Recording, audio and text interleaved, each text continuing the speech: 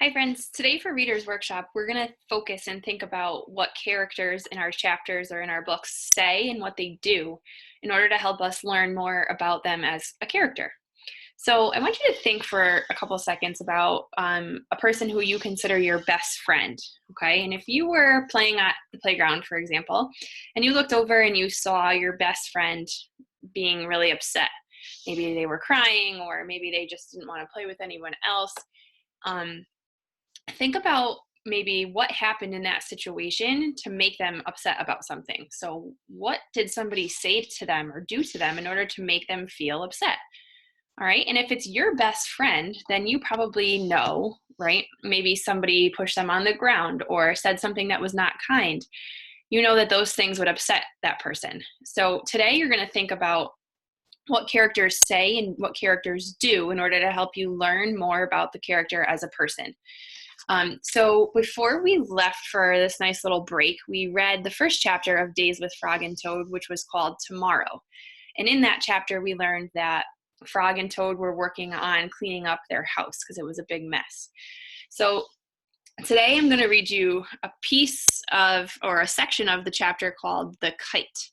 Just one specific little section. And then tomorrow we'll read the entire chapter.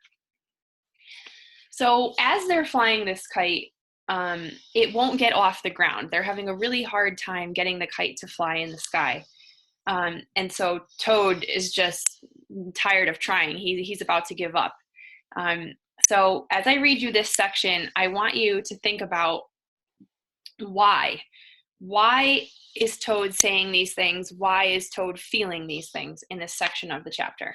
Okay, so it goes like this. Toad ran back to Frog. "This kite is a joke," he said.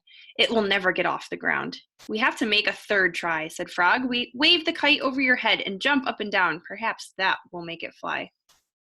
Toad ran across the meadow again. He waved the kite over his head and he jumped up and down. The kite went up in the air and then it crashed down into the grass. "That kite is junk," said the robins. "Throw it away and go home." So I'm going to stop there for a second. So I know that Frog is helpful in this story.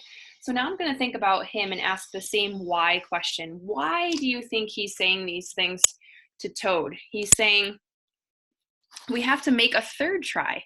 So what things do you think you can learn about Frog? What things do you think you can learn about Toad from this exact chapter, from this section of the chapter? Okay, so I'm asking why. Why is he saying those things? Why is he doing those things? So I'm going to screen share you really quickly to show you this little virtual sticky note that you're going to be completing today. Okay, so this is your Reader's Workshop virtual sticky note. Since you can't actually do a real sticky note and share with me, we're going to do this one for today. So this little section that I read you is actually the middle of the chapter. So Toad ran back to Frog. "This kite is a joke," he said. "It will never get off the ground." So who's talking right there? We know that Toad is saying his kite is a joke. He doesn't think it will get off the ground. What is Frog saying in this chapter, in this section of the chapter? Frog is saying we have to make a third try.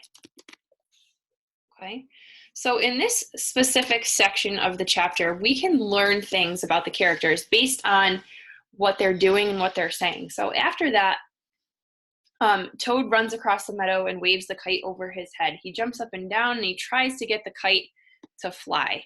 So I'm going to add that to Toad's section here. He tries to get the kite to fly.